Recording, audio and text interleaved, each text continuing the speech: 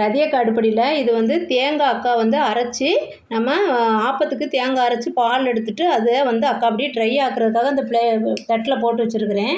இது அரை மூடி தேங்காய் நம்ம துருவி அரைச்சது. இங்கே பாருங்கள், இது அந்த பிளாக்காக இருக்கும்ல பேக் சைடு தேங்காவில், அது அக்கா வந்து சீவிலாம் எடுக்கல, அதனால தான் கலர் கொஞ்சம் கம்மியாக இருக்குது. பரவாயில்ல, இது வந்து நம்ம ஹோம்மேடாக நம்ம அந்த தேங்காய் உதிரியை நம்ம வெளியே விற்கிதுல தேங்காய் பூ, அதை உதிரியாக வெளியே விற்கிறது நம்ம அதை வீட்டிலே ஹோம்மேடாக நம்ம செஞ்சு ரெடி பண்ணி வச்சுக்கலாம். இப்போ இது வந்து பிளேட்டில் இருக்குது, கொஞ்சம் நல்லா ஈரத்தன்மை போயிடுச்சு. நம்ம இப்போ நியூஸ் பேப்பரில் போட்டு அப்படியே நியூஸ் பேப்பரில் வச்சு அப்படியே காய வச்சுக்கலாம். இப்போ நியூஸ் பேப்பரில் போட்டு இப்போ ஒரு நாள் நைட்டு மட்டும் அப்படி நல்லா விரித்து விட்டுட்டிங்கன்னா அது வந்து நம்மளுக்கு ஹோம்மேடு தேங்காய் பவுடராக ரெடி ஆயிரும். தேங்காய் பூ இது வந்து நம்ம லட்டு இந்த மாதிரி ஐட்டத்துக்கு அதை அப்படி பெரட்டி எடுப்போம். இது அப்படியே நல்லா இப்படி பண்ணி வச்சுருங்க. வச்சுட்டு ஒரு நாள் நிழல்லே உலர்த்தி எடுத்தோம்னா நல்லா நம்மளுக்கு ரெடிமேடு வெளியே கடையில் வாங்குறத விட நம்ம ஹோம்மேடாக வீட்டில் செஞ்சால் நல்லா நம்மளுக்கு ஹெல்த்தியானது கூட.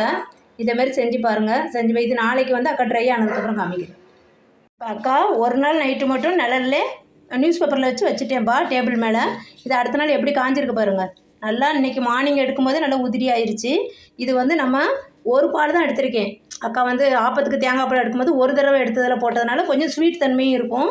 நீங்கள் 2-3 தடவை எடுக்காதீங்க. இப்படியே நம்மளுக்கு பால் தேங்காய் பாலும் யூஸ் ஆகிக்கும். நம்ம இப்படியே இந்த டெசிகேட்டடு பவுட்ரு கோகோனட் பவுட்ரு வெளியே விற்கிதுல அதான் நம்ம யூஸ் பண்ணிக்கலாம். என்ன லட்டு பிடிச்சாலும் நான் வந்து ரவா லட்டு பிடிக்கும்போது இதில் கொஞ்சம் பெரட்டி எடுப்பேன். லாஸ்ட்டில் பெரட்டி உருட்டி நல்லா உருண்டை பிடிச்சோம்னா டேஸ்டியாக நல்லாயிருக்கும். குழந்தைங்களுக்கு பார்க்கவும் அழகாக இருக்கும், சாப்பிடுவாங்க.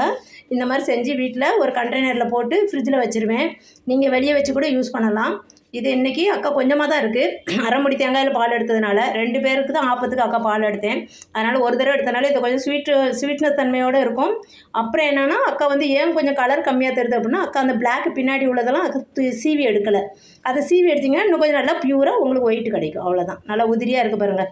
இது இந்த டெசிகேட்டட் தேங்காய் பவுட்ரு வந்து வெளியே விற்கிதில்ல, நம்மளுக்கு அந்த இது தேங்காய் பூ பவுட்ரு அந்த மாதிரி இது நம்ம வீட்டில் செஞ்சுக்கலாம். இது செஞ்சு பார்த்துட்டு அக்கா கமெண்ட்டில் எப்படி இருக்குன்னு சொல்லுங்கள். இது டப்பாவில் போட்டு வச்சுக்கலாம்.